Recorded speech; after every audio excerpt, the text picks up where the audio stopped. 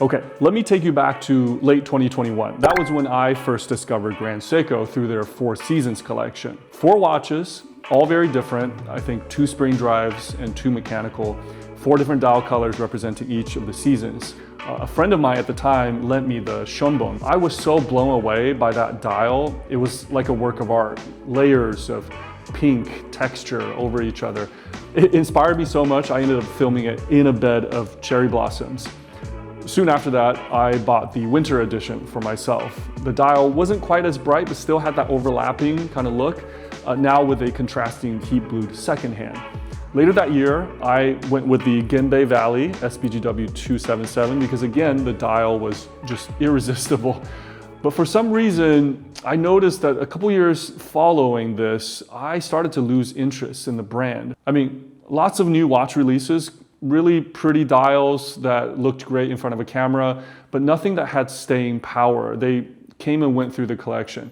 That was until I saw these 2 new watches at the AD this week. So in this video, I'll tell you the 3 reasons why I think I got bored with Grand Seiko and why I think these 2 new watches mark a change of direction that is starting to win me back. Okay, so obviously this isn't like a takedown of Grand Seiko. I mean, I still own them in my collection, but I'm gonna be frank with my opinions. So if you are a diehard Grand Seiko fanboy that thinks that they can do no wrong, good time to put your flame suit on. When I bought my winter edition, I was over the moon. I couldn't stop pointing a macro lens at it because the closer you looked, the more impressive it was. The dial was just so well finished. The markers were the cleanest that I'd ever seen, and little details like the gold Grand Seiko logo just put it over the top. And the more I wore it, the power reserve meter on the dial bothered me less. But when it came to the bracelet, I was much less impressed. It wasn't particularly well finished.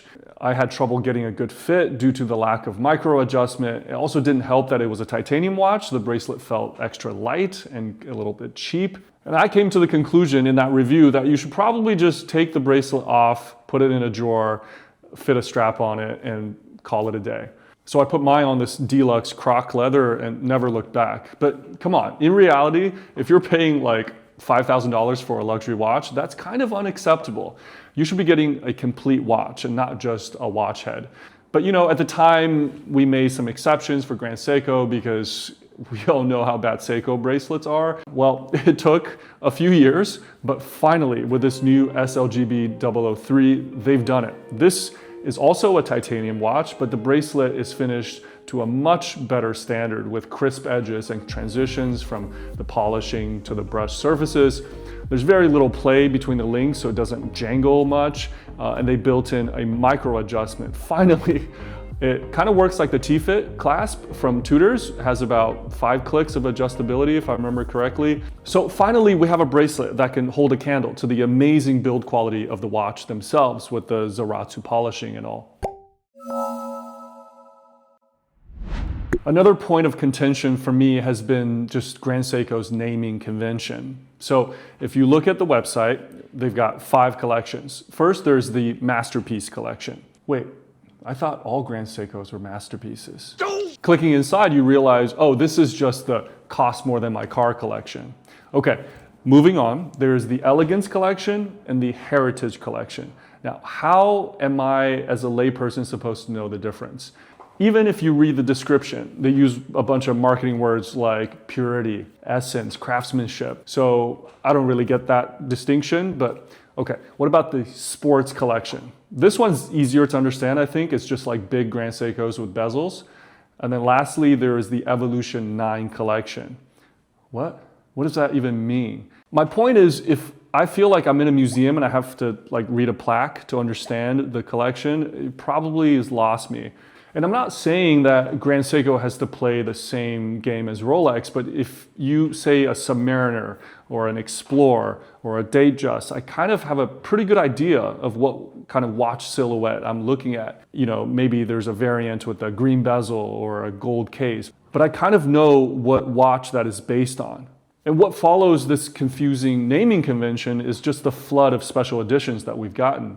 Every watch has to have its own name, its own nickname, its own elaborate story.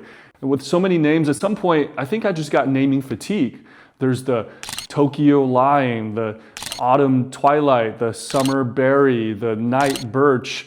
I just felt like unless I majored in Grand Seiko, I couldn't keep track. And if you can't either, it's not your fault because there is no Summer Berry. That's a seasonal Starbucks drink. But you see my point here. Luckily, the word on the street is Grand Seiko is going to focus a little less on special editions going forward. I think that's a welcome change. What's not a special edition, as far as I understand, is this SLGW007. It's called a Moonlit Birch. Don't get me started. But it follows the series of these birch watches with dials that have like a tree bark finish.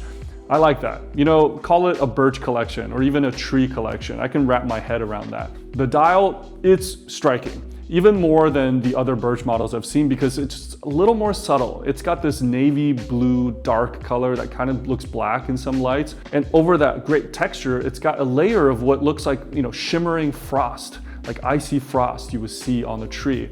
It just looks amazing in the light. This watch has a 38.6 millimeter case, but it does wear big, I have to warn you, probably because it's just all dial. It's only 10 millimeters thin because it runs a hand-wound version of their high-beat movement called the NIAS A5. This movement uses the proprietary dual impulse escapement and twin barrels to give you a full 80 hours of power reserve. Has an accuracy of +5 to -3 seconds per day. And the strap choice was also really nicely paired with the supple cowhide with the deployant clasp. So this watch comes from the Evolution 9 collection. Who knows why? Something about, I think, the case design hailing back to the 44 GS, I think. Now, one argument I've heard about Grand Seiko's confusing naming convention and just plethora of special editions is that they're not playing the same game as Rolex and they're not gunning for the same crowd.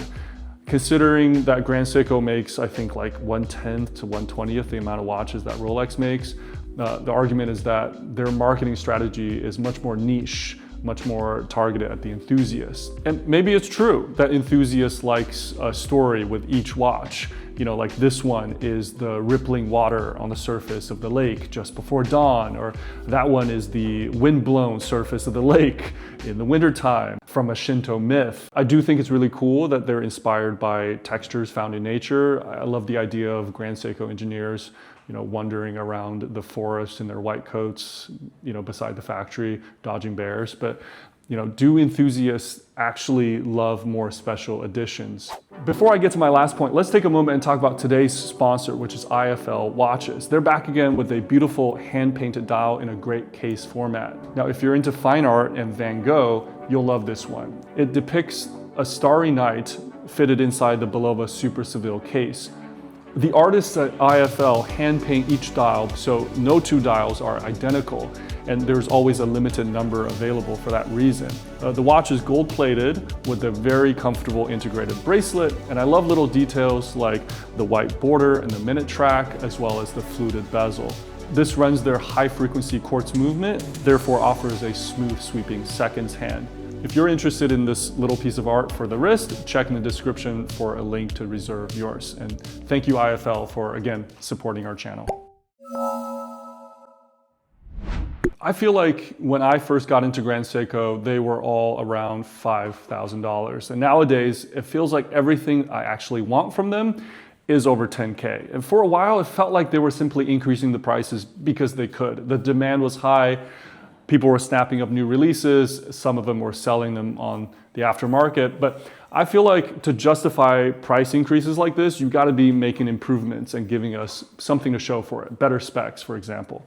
Well, they've addressed that bracelet issue, as I mentioned, but something else they've been working on, I'm really hyped about, and that's on the movements inside the watches.